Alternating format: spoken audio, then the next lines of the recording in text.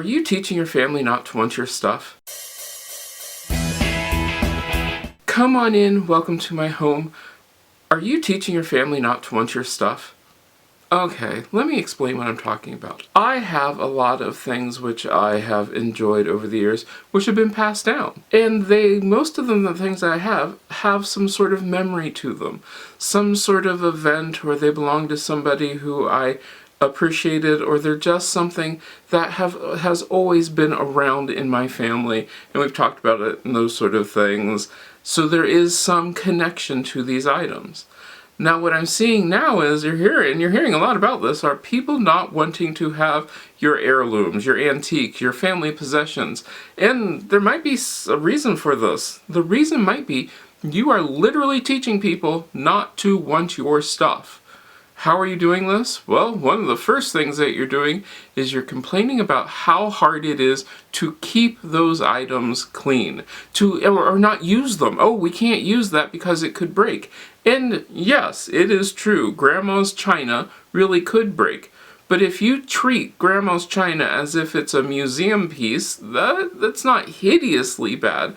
But if you treat Grandma's china as if it's a museum piece that you hate to deal with, oh, cleaning this china takes so long, polishing the silver is just such a hard thing to do, you are literally passing that on to other people. The family members who you complain about that to, everybody who you tell that to, is understanding what you're saying. This is a burden. It's not something to be treasured. It's something where you find yourself saying, oh, I have to work with this again, or we can never use it, or this got chipped, it's now horrible. No, that's not going to work. Yes, you can treat things like a museum piece. What's the difference between how you would treat things if it's a museum piece? Well, easy. Associate other things with it. Oh, remember at Christmas time when we did this?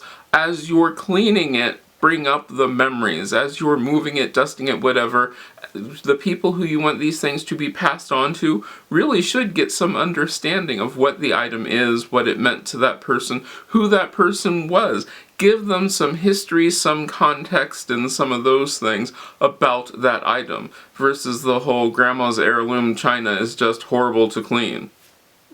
I wouldn't want that. If I know that every time I touched a piece of whatever it was, it's an awful thing, I get yelled at, what is that teaching me? I mean, it's teaching me not to touch it or I'm going to get yelled at. It's teaching me not to want it, not to go near it. The other thing is, if all you ever talk about is getting something new, I want new stuff, we need new stuff, we need new all the time, that also is teaching people, hey, the old stuff isn't any good, you need stuff that's new.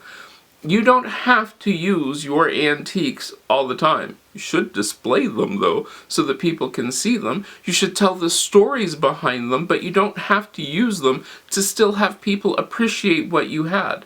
Now, you're still going to have people who are not interested in your stuff. They're going to say, it's old, it's impractical, we don't want it, and that happens. I mean, that really does.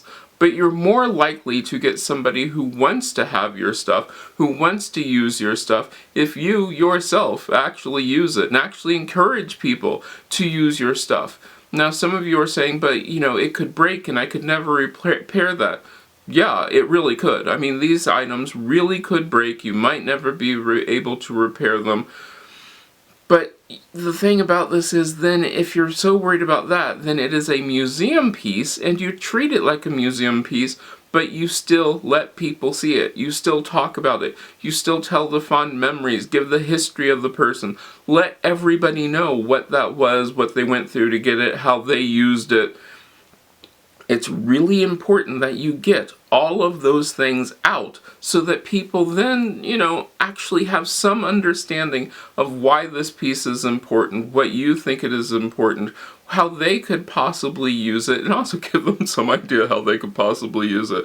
I've seen a lot of people talking about you shouldn't eat off of antique china simply because of the lead in the paint. You're going to have to check that one out. I don't know that one for certain.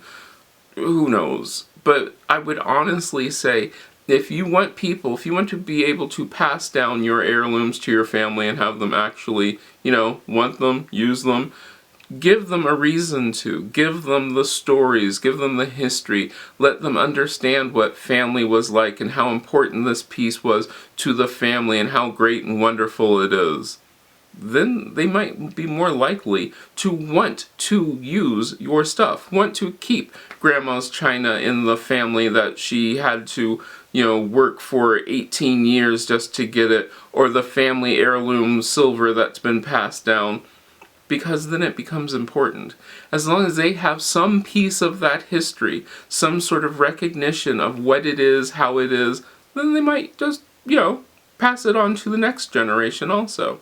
Well, tell me down below in the comments what you think about that. Are you one of these people who doesn't let anybody touch any of your heirloom things, and then you never talk about it, and then you also just complain about having to keep them up?